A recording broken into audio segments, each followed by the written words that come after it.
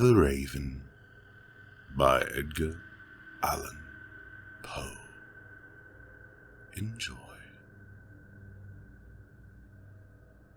Once, upon a midnight dreary, while I pondered weak and weary over many quaint and curious volume of forgotten lore, while I nodded, nearly napping, suddenly there came a tapping, as of someone gently rapping at my chamber door. "'Tis some visitor," I muttered, tapping at my chamber door. Only this, and nothing more.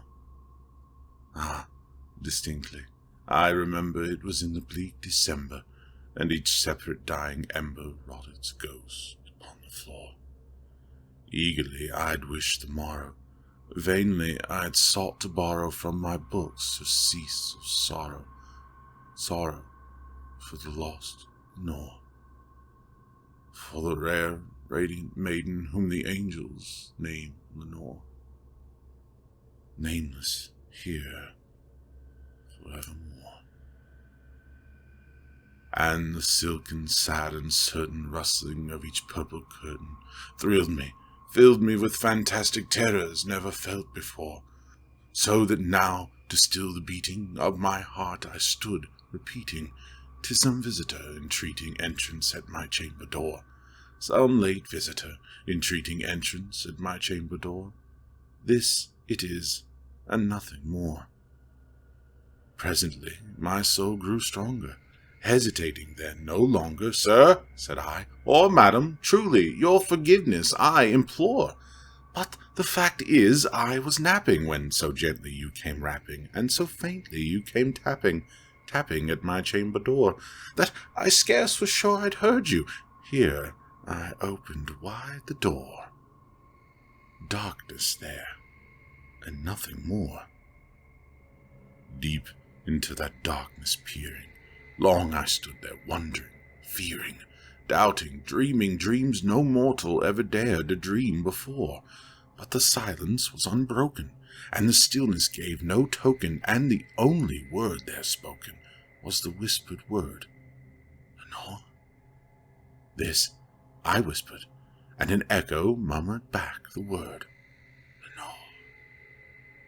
Merely this, and nothing more. Back into the chamber turning, all my soul within me burning, soon again I heard the tapping, somewhat louder than before. "Surely," said I, "surely, that is something at my window lattice. Let me see, then, what thereat is, and this mystery explore. Let my heart be still a moment, and this mystery explore. 'Tis the wind, and nothing more."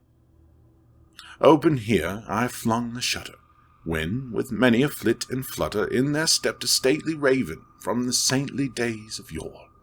Not the least obeisance made he, not a minute stopped or stayed he, but, with mien of lord or lady, perched above my chamber door, perched upon a busted palace just above my chamber door, perched and sat, and nothing more.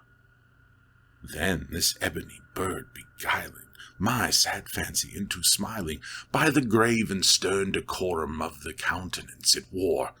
"Though thy crest be shorn and shaven, thou," I said, "art sure no craven, ghastly grim and ancient raven wandering from the nightly shore.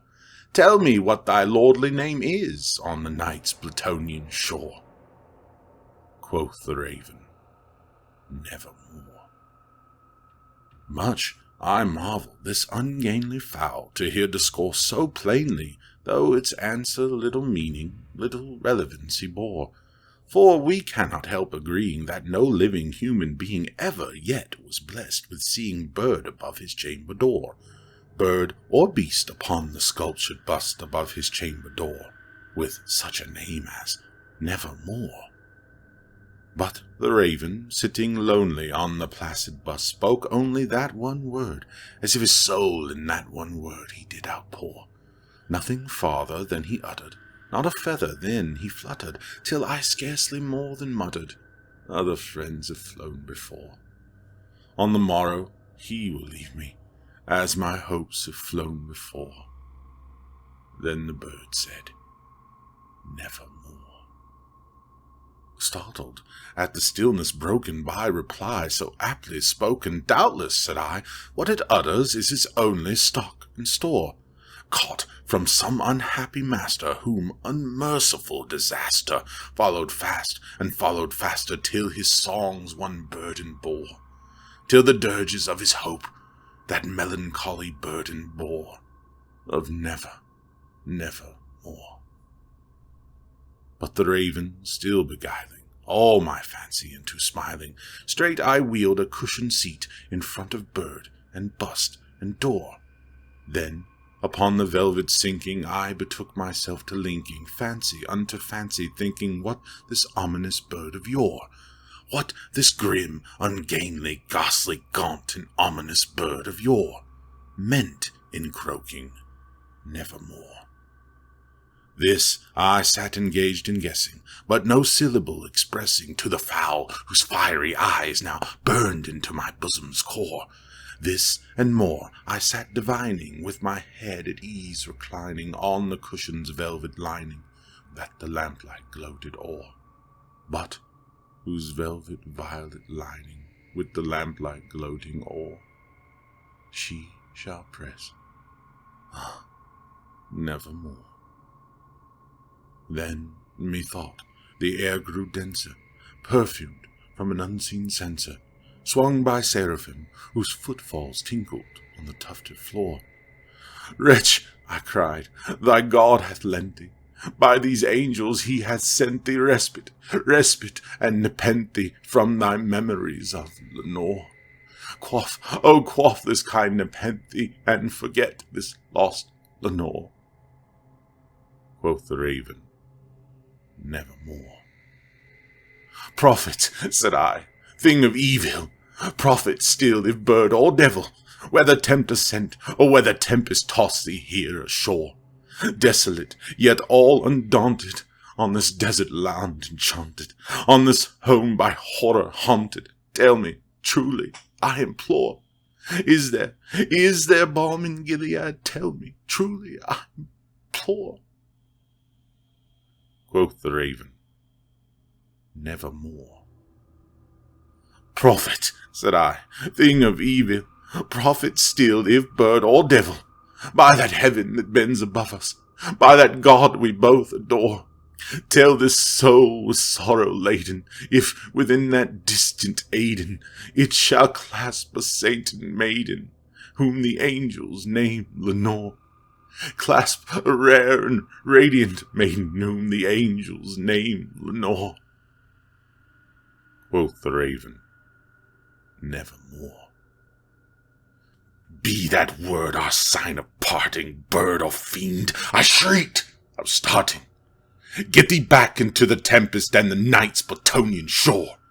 Leave no black plume as a token of that lie thy soul has spoken. Leave my loneliness unbroken. Quit the bust above my door. Take thy beak from out my heart, and take thy form from off my door. Quoth the raven, nevermore. And the raven, never flitting, still is sitting, on the pallid bust of Pallas, just above my chamber door, and his eyes have all the seeming of a demon's that is dreaming, and the lamplight o'er him streaming throws his shadow on the floor, and my soul, from out that shadow that lies floating on the floor, shall be lifted nevermore.